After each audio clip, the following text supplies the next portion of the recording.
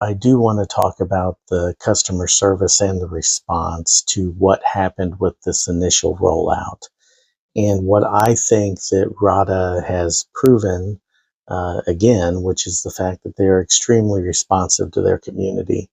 And they do take the time to listen, react, and try also to be proactive when something goes awry.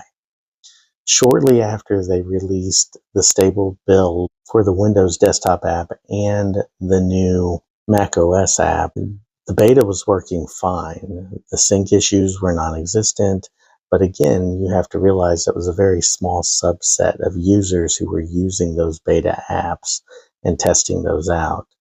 And as far as I know, the Mac OS version never even hit beta.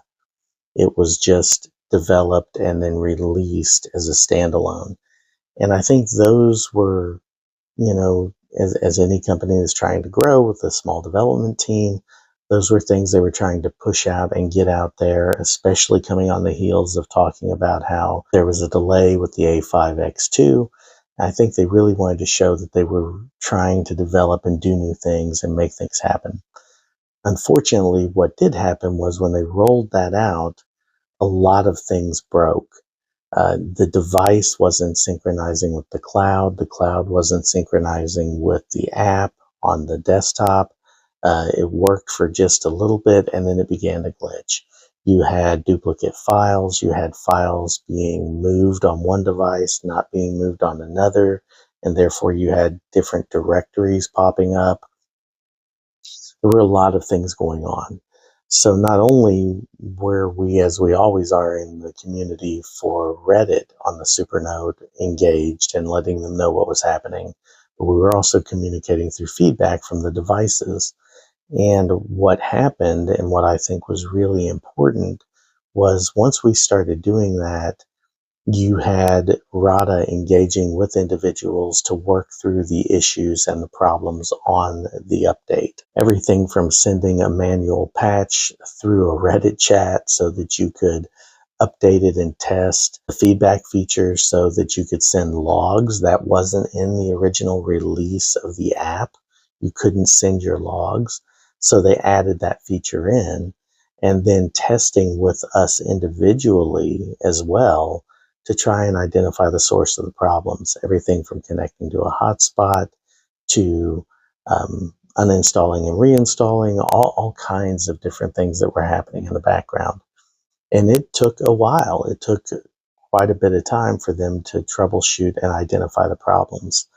But I am happy to say it appears everything is working as intended.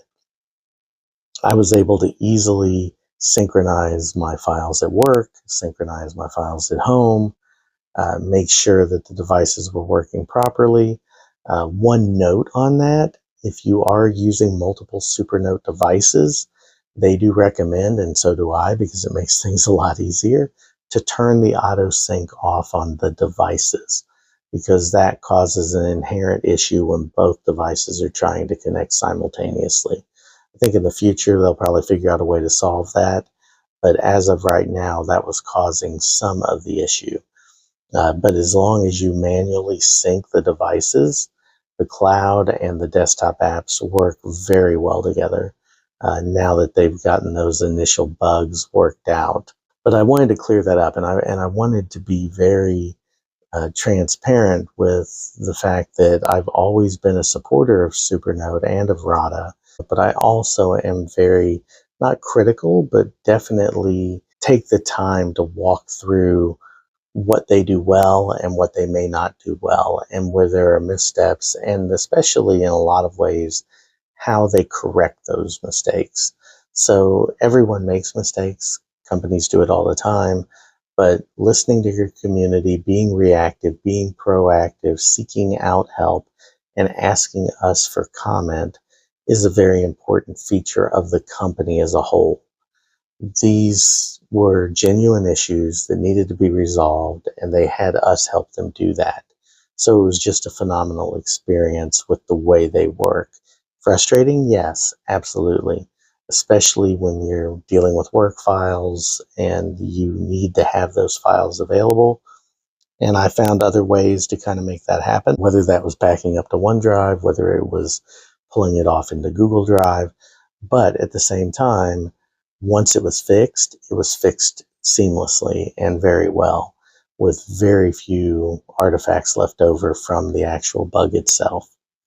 So what we'll do is we'll go through, I'll show you a couple of cool things that are in this new release and how it works. And then we will go through where I think it could still be improved some, but I think what you're going to see is going to be really interesting.